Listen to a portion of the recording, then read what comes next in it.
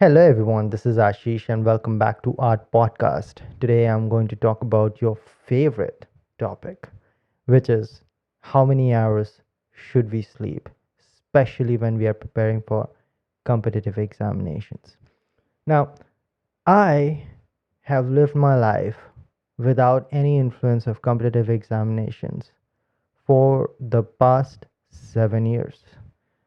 So that means the last time I appeared in any competitive examination was 7 years ago, and that was Indian Space Research Organization, where I secured an All India rank of 4. And that was the last straw. Never ever wanted to appear in any competitive examinations. People kept on saying that I should appear for GATE again, maybe secure an All India rank under 100, appear for engineering services, and even if I would do that, people will keep on asking me to prepare for civil services. That's the rabbit hole. For me, I got the job that I wanted and I walked out. But for the past 7 years, many of my comments and videos has been misunderstood, and none more than that 4 hour sleep shot that went ultra viral. And out of say 35 millions who watched it, I bet that at least 15 million did not even watch even that shot to its completion. Forget about the entire podcast, which was over 1 hour long.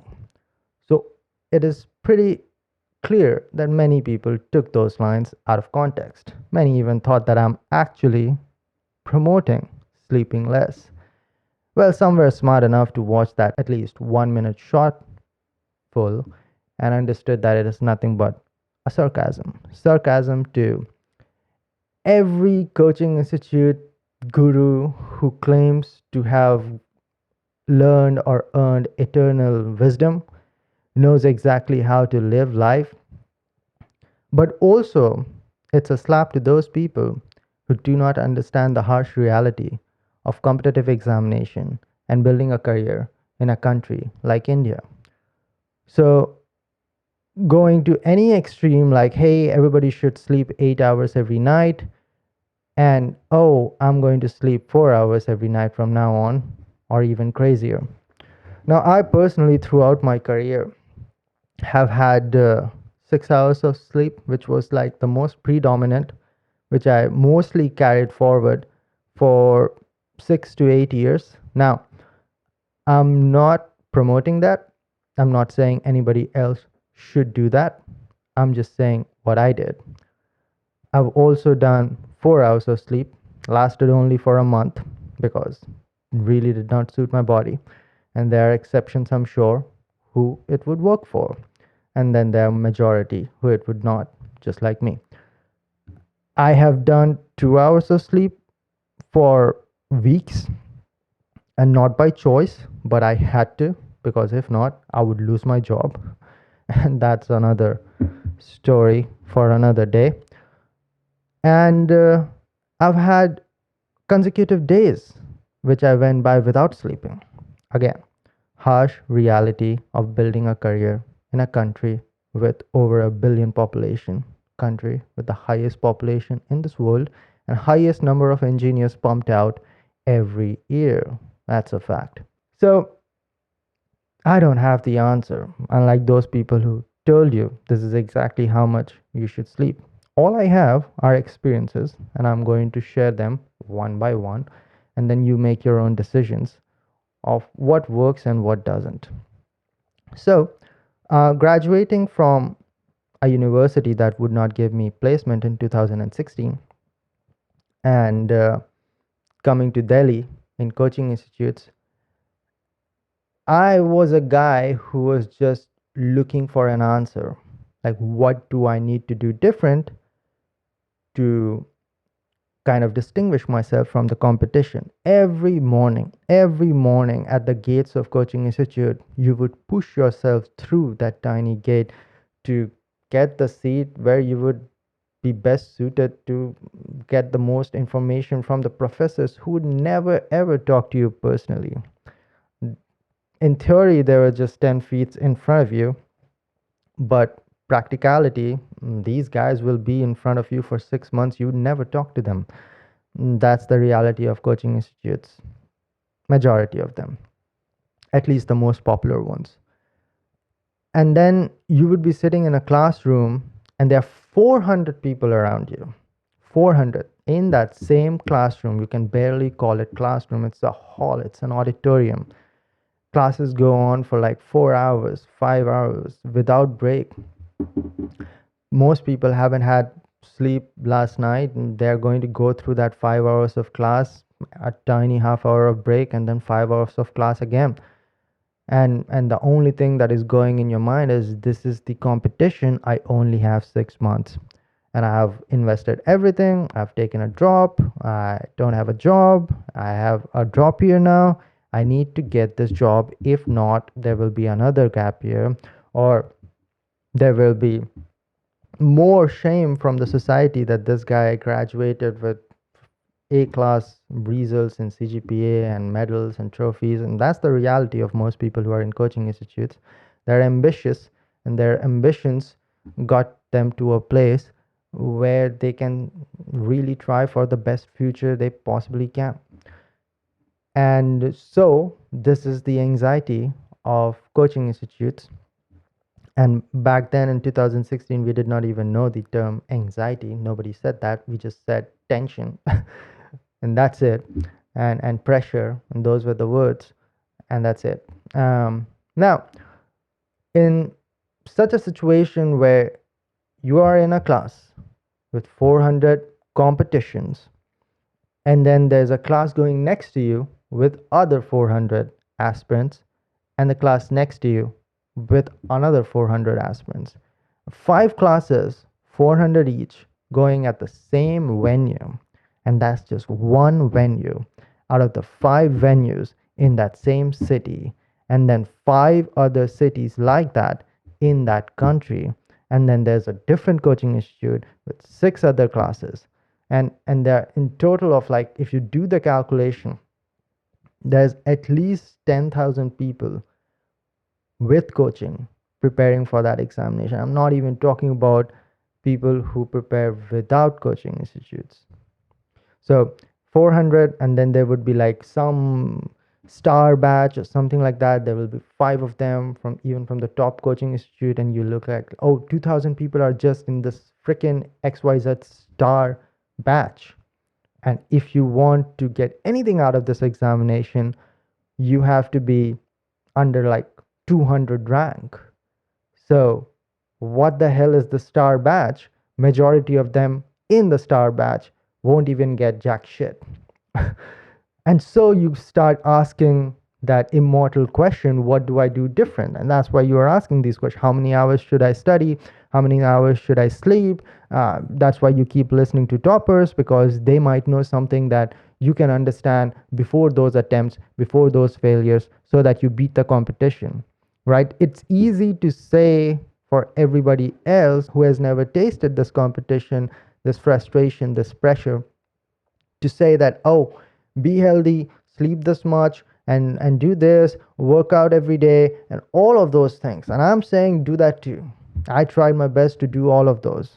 But when you are in that competition, you're already in disadvantage. You know that your academic background is not good. You have never prepared for a competitive examination. You never cared about IIT JEE before, and you, some of you did not even pay attention throughout your 4 years of university towards your education. So you are at rock bottom right now. You are at ground zero. And then you have 6 months and you have invested money, or your parents' money, or whatever it is. And if you get something, you get something. If you don't, you are just another unemployed engineer in this country. Just one more to the pile. That's it. So now maybe you understand the mindset of those people who actually go for it. And that's why I went for it. So in this, somewhere around August, some faculty came on the stage and says that, hey, you should be sleeping less because this is competition. If you sleep like 7-8 hours, I'll see you again next year. And that's like really pinching your biggest fear. And I'm 23 years old, I'm 23 years old and I have not seen the world. I've not met many people. All I've done is an undergraduation course in mechanical engineering. And this guy seems believable. And the coaching institute has this aura of the faculty or teacher appearing like a god. It really happens. If you have been there, you'll understand, because those when 400 people listens with pin drop silence to one man or a woman, you by some reflex start assuming that this guy is speaking the truth. Plus, these faculties speak 10 hours a day every day, and taking nothing away from these faculties do work hard. Their job is difficult. Standing in front of 400 people and speaking for 5 hours on something technical like strength of material, thermodynamics, it's no joke, and not many people in this world can do that. But that makes them invincible speakers. That's all they are doing. Their pauses, their emphasis, their words, everything they have chosen is not only coming from someone who's tremendous at speaking, but also they have rehearsed it multiple times in front of many batches, just like the one you're sitting in right now. So whatever that comes out of their mouth will make a lot of sense, because if they know nothing, they know one thing: they know how to speak. And plus, most of the time, their credentials are pretty strong too. So you have no reasons to doubt them. And so I had no reasons to doubt them. And so I listened to them very carefully. And then I looked around my competition and I said that I have to do better. And then I took 4 hours of sleep cycle. And it's crazy that I was able to withstand it even more than a week, because within 2 or 3 days, I would wake up and it would feel like I'm in a dream. I would wake up and I'll feel like I'm gonna throw up. I would wake up and my eyes would be pinching all day. I would be in the middle of day, 3 o'clock in the afternoon, and I would be feeling like, oh, I just woke up, or oh, I was in dream. And that kept on happening to me for consecutive weeks, to the point where my my head was spinning, giddiness all across my body, and I would literally lose balance at some point by the time I was in third or fourth week. And the worst part of all of it was that I was not able to retain anything. Like whatever I was studying, I was constantly forgetting it. Like I had the worst retention ever in that 1 to 1.5 month that I did that.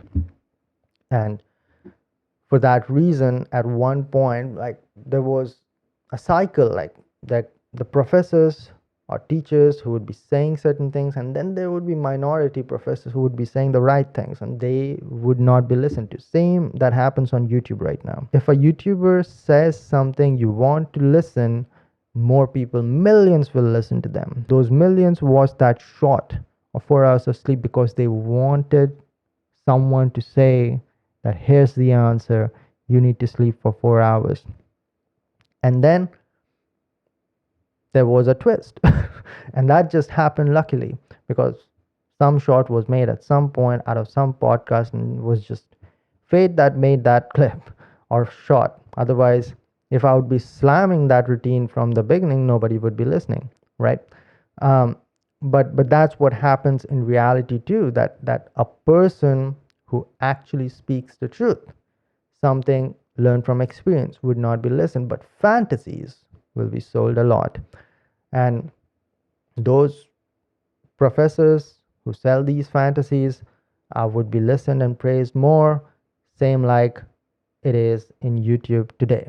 And back then there was no YouTube, it was just coming up, but the environment and people were just the same. The professors used to have tens of thousands of followers, and now they have millions and millions of followers doing the same old routine as before.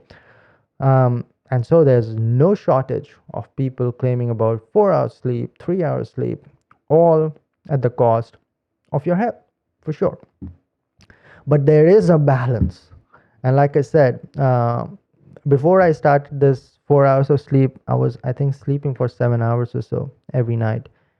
And then when I realized, again, a faculty actually corrected the direction that I got from another faculty. But when I got corrected, I started sleeping for 7 hours every night, and then eventually 6 hours every night, because I realized that I'm just not going to complete the syllabus. I'm just not going to have enough practice. And even after doing that, I was not having enough practice in my GATE 2017. Is it to say that no matter what you do, you're not going to crack these examinations? Yeah, in a given limited amount of time. And that is why these competitive examinations takes multiple years, even after extreme efforts. Do I think it's worth it? Well, nothing else would have given me an opportunity to become a scientist at Indian Space Research Organization. So yes, I would say it was worth it for me. But that one day went bad, just like it did for first attempt and the second attempt at ISRO that I gave. That one day on my third attempt also went bad, just like it did in the second attempt. Then I would not be able to become a scientist at ISRO. And would the fourth attempt be worth it? I don't think so. And then the entire 3 years would not be worth it. So I really don't know, just like I started it with. But it did make some kind of mindset which was useful to some extent in other fields. I used similar mindset to write a book, which took a lot of perseverance. This book took longer than it took for me to become a scientist at ISRO. So there's some kind of perseverance. Like, if you do not know what a writer goes through every day, like more people know about what a aspirant goes through every day, less people know about what a writer goes through every day. Like every morning I would be sitting in front of my laptop looking at something that I wrote yesterday, and I'll think that, oh, this is garbage, this sucks, like every morning. And I would be thinking about, this is not going anywhere. What is the direction? What am I trying to say over here? What's the story here? And I would be thinking about that for at least half an hour. And then I would get tired, get up, make my coffee, and sit down again, because that's what writer does. Like, you're kind of addicted to it, so you keep coming back. And you sit down over there and you're like, I'm the worst writer in this planet. What the hell am I trying to do over here? I should give up. I should stick with my first book. And that's it. That's why most of the writers, they just stop after the publishing of the first book, and they stop over there. That's probably why it is. And then I'll keep reading and keep typing some bullshit which I'm going to do a lot of backspace towards. And then oh no, this actually works, and I'll start writing for the next hour or so. So me going through that half an hour to hour of me thinking that I suck at this, but I still keep on doing it, must have a lot to do with me preparing for competitive examination for 3 years, especially when you have already failed in an examination. You're preparing for the same examination, you failed again, and then you're preparing again. There's a lot of fear of failing again over there. There's a lot of guilt over there. There's a lot of I don't have it in me over there. And those who push through it, or even if they didn't push through it, they just have that mindset of keep going, even though you don't have 100% belief of whether you're going to make it or not. And that is important. That I think every person needs. Now, can you gain that mindset with everything kind of healthy eating, healthy routine, going to bed at 11, waking up at 7? Can you do that? Well, you should try to achieve that, but I also think that there should be a point in your life where you have seen extremities, and that's an important life lesson as well. So, like I started, I don't know the answers, but these are my experiences, and I do feel that going to extremes sometimes tells you about your limits. Crossing the limits sometimes tells you about your limits. Without that, it's very difficult to really understand that. And when it comes to academics and education, competition in those fields, it's the most difficult, because you really can't see the limit. When you are doing martial arts, you know that you can do three kicks in this many seconds, or you can hit the bag for 5 minutes for 3 rounds. You can lift this much, you can run this long, this is the stamina that you have, you can cycle this much. But when you are in academic field, there's really no answer. I reached a point, I don't know if people today have even experienced that app. There used to be an app which was basically an alarm app, and you would not be able to turn off that alarm until and unless you solve a math problem, like 26 multiplied by 3, right? And if you don't answer that correctly, the alarm keeps ringing, and it won't shut down until unless you give the right answer. So when I was at the peak of my preparation, because ISRO examinations did not allow calculators. Now, GATE examination allows online calculator, right? So does BARC examination.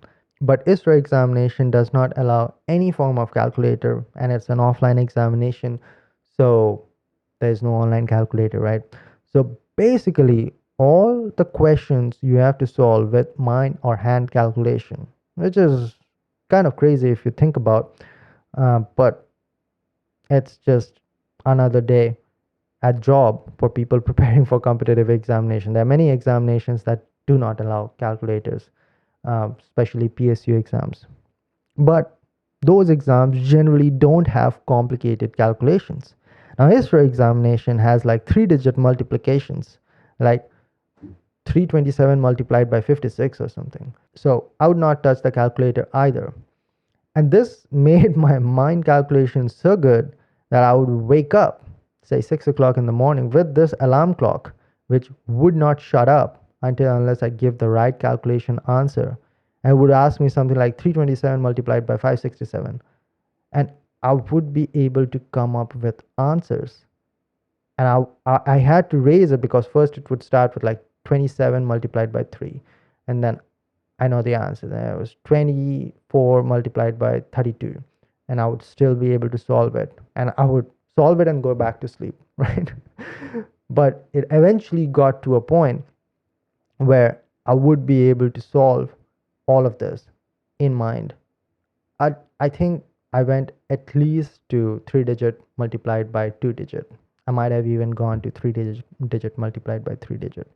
And there are crazier people who can do even more than that. But I know this because in ISRO exam, you would be multiplying with hand calculation with pencil on paper 3-digit number with 2 decimals multiplied by 3-digit number with 2 decimals. And you would do that calculation in that examination, which already has shortage of time. If you don't know, back then, ISRO examination used to have 80 questions to be solved in 90 minutes. And that is an OMR paper. So you'll have to fill the bubbles. So you basically have just 1 minute for one question. And the questions would be complicated, at least some of them, with lengthy calculations. And you have to do the calculations not only quick but right. So these are few things that are just unbelievable to people who have not prepared for competitive examinations. And these days, people have so many options of going abroad or starting a TikTok or whatever, that the number of people who are preparing for competitive examinations are dropping drastically. Other reason might be that government jobs are dropping. Other reason might be that there's so many resources online, and also there's so much bullshit online that some way or the other you hear someone and you're like, oh, this is not worth it. I'm going to start a YouTube channel. That's better pathway for my career. But whatever it might be, this was my journey with competitive examination. Just try to give you an idea of what pressure an aspirant actually goes through. And when you are sacrificing so much, like you're sacrificing your friends, relationships, time with your family, time with your friends, most aspirants never celebrate any of these festivals, Holi, Diwali, Christmas, whatever. They were like it is mentioned in this book. Let me read it out. That was funny. I wanna just read it out so that you get an idea. So it's the beginning of chapter 3, The World on the Other Side. And in this part, Ashwin is in Delhi still, kind of his last day in Delhi. That's where he finds out that he's going to go to SCAR. Go out, eat pizza, talk about some stuff that doesn't matter, and pass out, just like you are supposed to after an exam. Unemployed aspirants have only a few festivals around the year to celebrate, called post exam evenings. You're supposed to enjoy it, else you are a step closer to a tied up living body in your closet. So that's the only time to celebrate for an aspirant after the exam, and that's it. The rest, nothing matters. Sundays and Saturdays are laughable. You're probably in a coaching institute class if you're in a coaching institute. When I was in university, Saturdays and Sundays were time for other college students to have a trip, have some fun, go out with friends, have dinner, go out on dates. And for me, it was go to library, sit over there for 10 hours, revise this thing, this thing, this thing. You have to complete this subject. You have to complete previous year questions for this. And that's 4 years of my life. So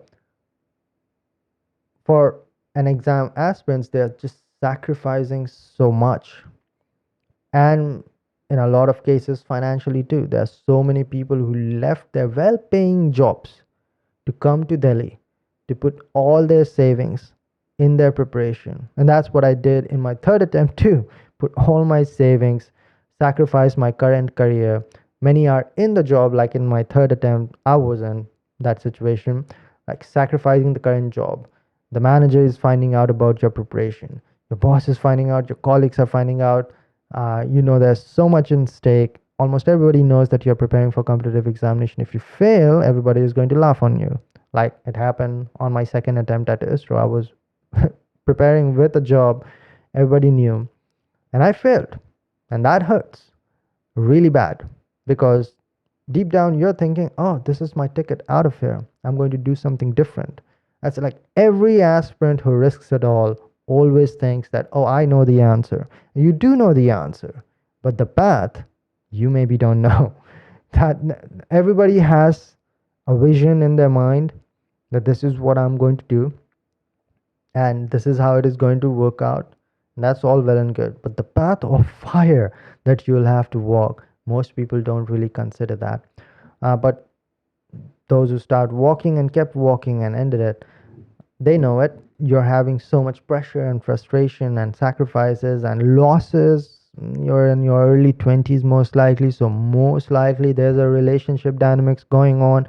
Some girl who does not care about you, some guy for girls, or whatever it is. So, there's always something going on. There's your peak of finding a relationship. That's the peak of your craving to finding love, relationship, sex, whatever it might be for you as a priority. That's what you want the most. You're in your early 20s. So, not caring about that is undeniable. And that's why in this book, you have the constant theme of Ashwin chasing some girl. And most part, it was Simmer. But that's the reality. No story of an aspirant goes without a relationship drive, and most of these relationships are not going to end well. And unlike most of the movies on aspirants or TV series or web series that are fairly popular, most of these relationships are not going to end well. These are not as la la land as people say it is, and that's why you might be having a misconception, right? But these are all undeniable. You have so much pressure, you have sacrificed so much, you are going through so much pain, and at some point, someone says that this is the answer, and you say that let's try it, and that ends up someone sleeping for only 4 hours a night. So, that's the story behind it for people who have never ever seen competitive examination. Maybe it will give you a perspective and an idea. For people who knew about it.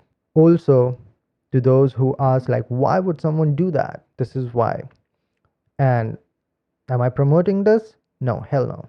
You should not. I'm most of the time not even promoting competitive examinations. I don't think that it is for everybody. But if you did choose it, and if you are in that disadvantageous position, there are very few ways of actually making it happen. Um, Sleeping for 4 hours, I don't think it will work out for most people unless your body is just tuned that way, which is rare. I tried it, did not work out, and I walked away. It's detrimental, might give you many medical problems which are long term lasting, something which is irreversible. It's all possible. Consult a doctor, dude. I'm not giving any advices over here. All I'm trying to share is the harsh reality of Indian competitive examinations. Someone has to come out and say this. And like I said, it is if just one straw falls left instead of right, I would not be in ISRO. I would not be in BARC. I would not have qualified IIT Bombay. But long term, you see, I did not ended up talking about competitive examinations in general. The book itself is not about competitive examinations. It is about pursuing a dream career, and competitive examination becomes a tool for Ashwin Taksh. As relationship dynamics, we talk about rebellion. I don't have to give you any spoiler, but you would get an idea of what it is just by looking at the content. It's chapter number 10. Those who read the epilogue, that is the diamond path, it has nothing to do with competitive examinations. I think there was a mindset that came up from a small city guy going to a university, someone who grew up doing martial arts. A different kind of mindset was born in disadvantage in university. I did not start preparing for competitive examination until third year. So I was trying to do my best in the first 2 years just with that mindset.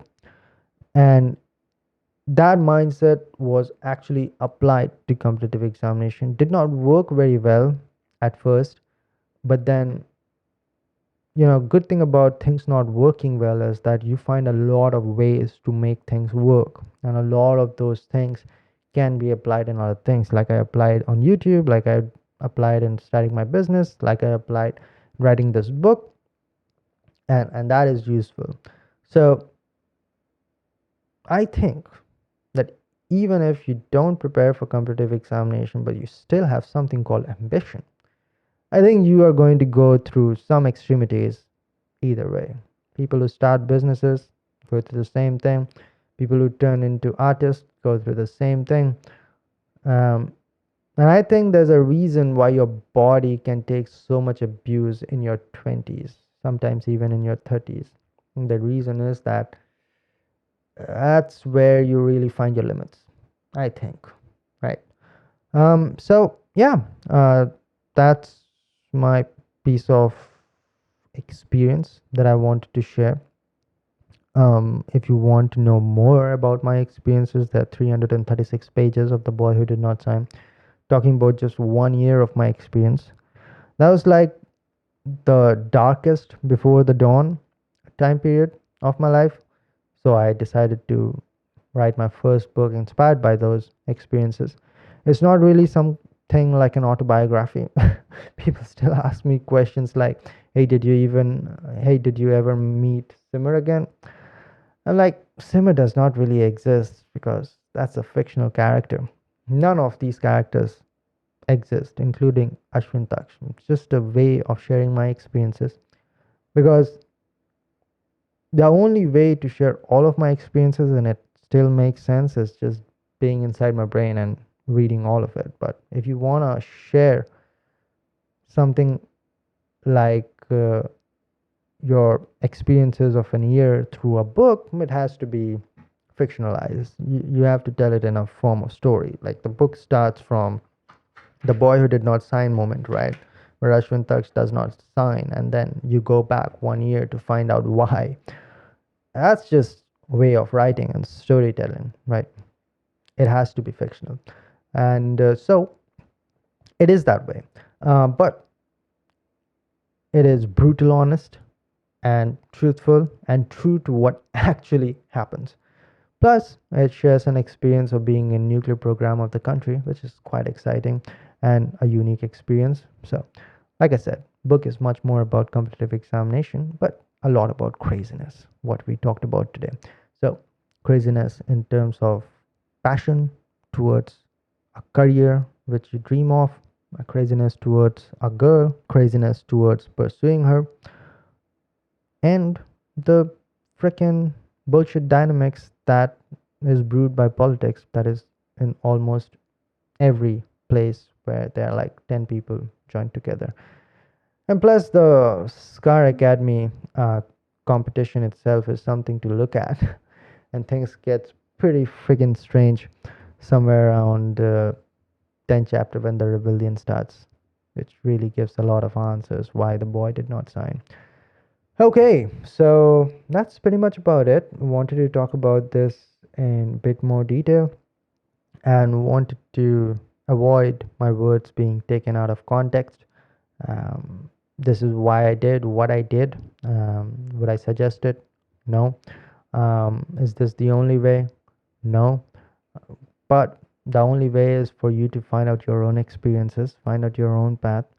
And again, if you don't want to do what you're doing, you are never going to go to extremes. That's again extremely important for people to understand.